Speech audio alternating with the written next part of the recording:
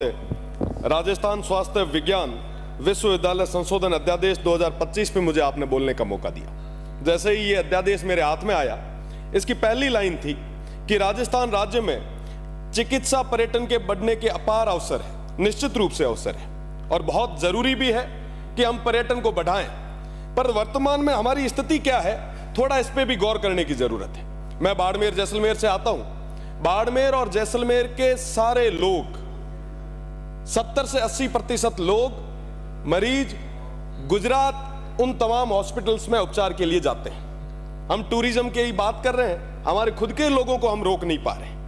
मैं तो धन्यवाद दूंगा स्वर्गीय जसवंत सिंह जी को, जिनके प्रयासों से एम्स बन पाया और मारवाड़ को एक बेहतर चिकित्सा सुविधा उपलब्ध हो पाई। मैं आपको बताना चाहूंगा माननीय मंत्री महोदय, नीति आयोग की एक रिपोर्ट में जो कल पढ़ रहा था, उसमें लिखा हुआ था कि राजस्थान हमारा जो मजबूत और बहुत बड़ा स्टेट है, वो हेल्थ के सेक्टर में 16वें स्थान पे, और हम बात कर रहे हैं कि साहब हम हमारा टूरिज्म बढ़ा रहे हैं। जो स्टेट 16वें नंबर पे है, उसमें टूरिज्म कैसे बढ़ेगा, मैं आपसे ये पूछना चाहता हूं। आप रिम्स बनाएं, जरूरी है एम्स के तर्ज पे हम नवाचार करें। देखो, बकरो वैन उर नाम शेर राखण में वो शेर को नहीं पड़े। आपको और ज्यादा स्थितियों में सुधार लाने की जरूरत है। मैं आपको बताना चाहूंगा कि केंद्र की एक रिपोर्ट थी, उसके अंदर मैं पढ़ रहा था कि हमारे राजस्थान स्टेट के अंदर लगभग 9,940 जो हमारी संस्थाएं हैं, पीएचसी, उनमें से मात्र 3% है जो उन राष्ट्रीय मानकों पे पूरे तरीके से फिट है। बाकी 97% हवा में है। उसकी जिम्मेदारी कौन लेगा? उसके ऊपर कोई बात नहीं है। हम तो आरयूएचएस को रिम्स बना रहे हैं। अरे भैया, बने कहीं बना दो, पर हेल्थ की जब तक हम पूरे तरीके से उनको मजबूत नहीं करेंगे, तब तक ये बदलाव नहीं आ सकता। एक सीएजी की ऑडिट रिपोर्ट थी, मैं एक छोटी सी, लगभग जहां पे भी हेल्थ की बात आती है, सारे माननीय सदस्य कहते हैं कि साहब हमारे यहां डॉक्टरों की कमी है। राजस्थान का जो पूरा परसेंटेज है, लगभग 40 से 45% जो पद है वो रिक्त है। मैं बाड़मेर से आता हूं, सीमांत क्षेत्र है, बीच में तनाव की स्थितियां थी। सबसे ज्यादा जो जरूरत थी शिक्षकों की, वो हमारे उस क्षेत्र में थी। आज सबसे ज्यादा वहां पे पोस्टें खाली पड़ी है, कोई बात करने के लिए तैयार नहीं है। मेरा तो माननीय मंत्री जी से निवेदन रहेगा, रिम्स अपन बनाएं, पर पहले जो हमारा स्ट्रक्चर है उसको हम मजबूत करें। मैं कहना चाहूंगा कि WHO की एक रिपोर्ट थी, उस WHO की रिपोर्ट के अंदर लिखा हुआ था कि 1000 लोगों पे एक डॉक्टर की जरूरत है। क्या वाकई हम उन तमाम मानकों पे खरे उतर रहे हैं? क्या स्थितियां वैसी है? हवा मीना है, जमीन माथत को नहीं।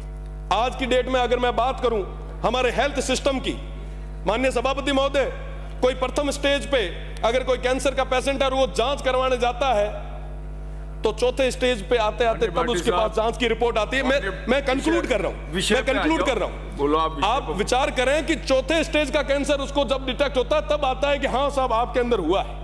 साहब, ये स्थिति अपने आप पे जांच की रिपोर्टों की रही है। साथ ही साथ मेडिकल कॉलेज की बात चल रही थी अभी, उससे पहले हमारे बाड़मेर की जो मेडिकल कॉलेज है वो लंबे समय से निर्माणाधीन ही है। पिछले 5 साल से उसका काम चल ही रहा है। मुझे समझ नहीं आ रहा कि वो कब तक बन पाएगी।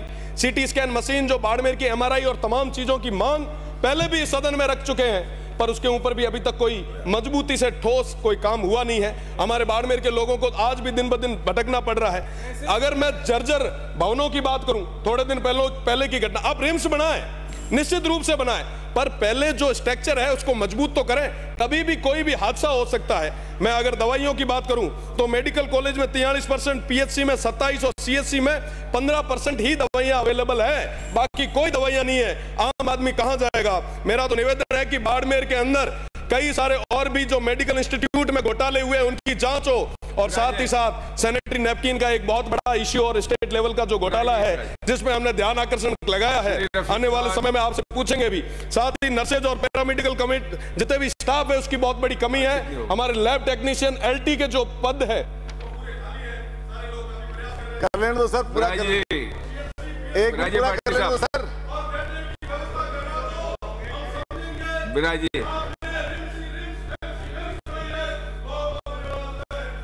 श्री रफीक खान।